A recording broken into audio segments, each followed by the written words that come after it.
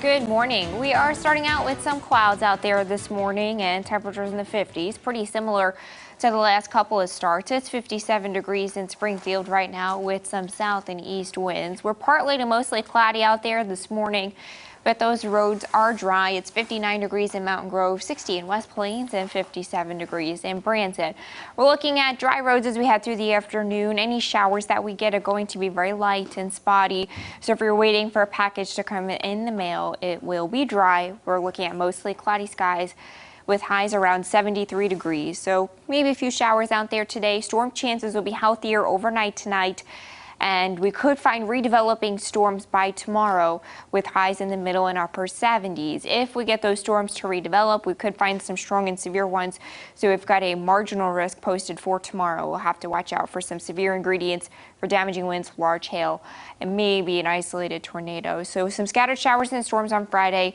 The storm chance continues to linger on Saturday with highs in the lower 80s. By the Memorial Day weekend, we're keeping storms around on Sunday and Monday with more clouds, scattered showers and storms, and that high on Monday around 77 degrees, which is about average. But again, we'll keep the clouds and the storm chances there. So for your holiday headlines, any storms that redevelop on Friday could be severe. The driest day of the whole weekend will likely be Saturday, but we still have an isolated storm chance. Scattered showers and storms continue Sunday into Monday with threats of lightning, heavy rain, and continued flooding concerns since we're still so saturated from all the rain that we got last week. Joe, Lauren. New for you this morning. Today is the last day of school for Springfield Public Schools. Color 10's Nija McDonald is live on an empty campus. Students have been learning from home. And Nija, the big question is if students will return to those buildings for summer school. Good morning. Well, good morning, Lauren. Yeah, last day of school is an exciting time for students.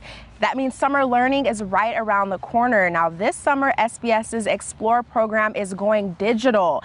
That students first through 12th grade will have an opportunity to engage in meaningful experiences right from the comfort of their homes.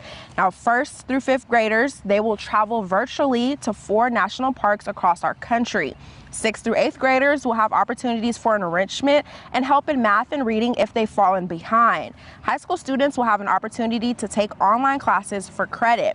SBS will also continue providing meals to students through its Grab and Go program. Dana Hubbard works for the district and says they'll be using this time to offer additional support to families. The goal of Explore every summer is to sort of mitigate that gap that can sometimes happen in the summer, and we want to keep kids engaged as much as possible. And along with the really exciting curriculum that has been written for the fully virtual format for June, we have teachers that are being trained up in how to engage kids in the best possible way. Well, SBS's Explore program is free for families. Session 1 will begin June 3rd and run through June 30th. Hubbard tells me that the district is currently in the process of setting dates for Session 2, which is expected to begin in July. Reporting live in Springfield, Nija McDonald, Ozarks First. Thank you, Nija. Some religious leaders and parishioners around Springfield are missing their congregations and now plan to reopen. Leaders at St. Joseph's Parish and the Catholic Center say they're excited for the reopening. Yesterday, the city announced that religious services will be allowed to accommodate more worshipers at a time, but people need to make sure to practice social distancing and basic prevention methods. They're asking people to wear a mask when they come to church. Sanitizing gels will be available at the door, and ushers will be sanitizing the doors before and after service. There will not be any organ music or singing, and physical contact will be limited. They also say people who are high risk do not need to try and come to church. If a person is vulnerable or they just feel uncomfortable going in big crowds, they do not have to come to Mass. You don't have to push yourself to come. Don't come. Watch it on live stream. After each of the Mass out in the parking lot, the deacon or myself will give communion to those people who come up in their cars who are afraid to be exposed to the public here in church. They also recommend people enter through one door and then leave through another to avoid high traffic areas where people might run into each other. In some news around the region, a University of Missouri student is suing the school, demanding thousands of students get a refund for the spring semester. They want all of the spring 2020 tuition and fees refunded there. The university, though, has laid out 3 ways in which it's accommodated students during the pandemic. They say room and board is prorated for the semester, which equals an approximate 45% refund. For dining, the remainder of meal plans were either moved to the fall semester or a market value of the remainder was refunded to graduates and non-returning students. Finally, they've also refunded a portion of the rec center fees. Similar suits have been filed against Washington University in St. Louis and Duke University, among others.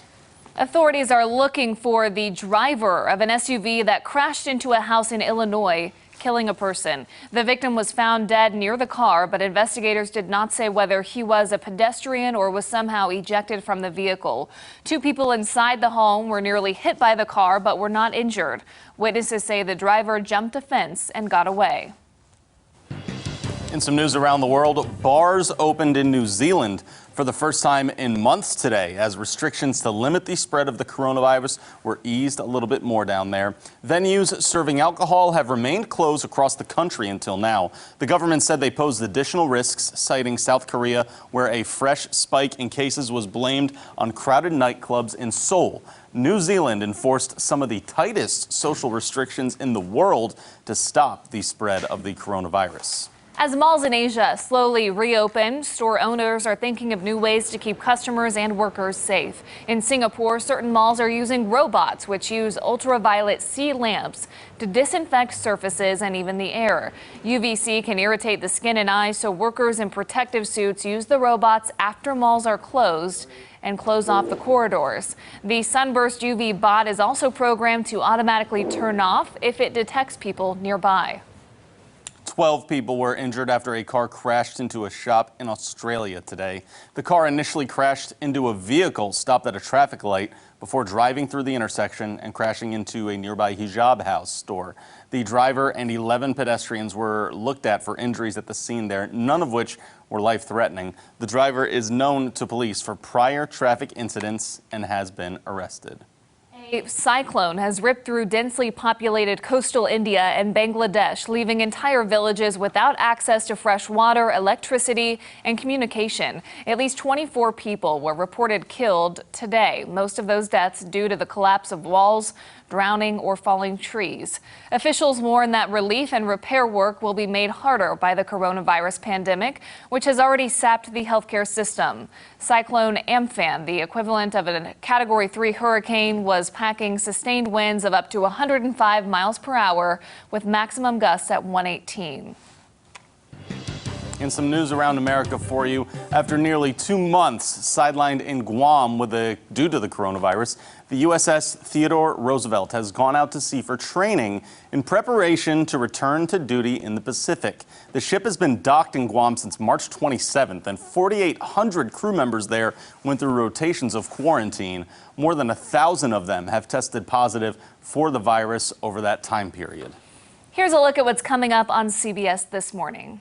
Coming up, we talk with Michigan's Governor Gretchen Whitmer about the devastating floods caused by 2 failed dams, plus how one couple is helping small businesses stay open during these tough times. Coming up on CBS This Morning.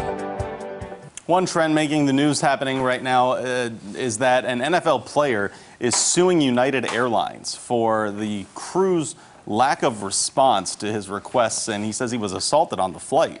For now, the player is staying anonymous, but they did mention it was a red-eye flight, and the player, whoever it is, alleges that a woman sexually assaulted him on the plane and that there were witnesses. And also, this was in February. He was wearing a mask because he had heard of what was happening with the coronavirus. He was apparently being given some grief over that, and his friend tried to get United Airlines folks to help, workers to help, and he doesn't like their lack of response. All right, Elisa, everyone is wondering about the Memorial Day forecast as we get a little bit closer. How are we looking today?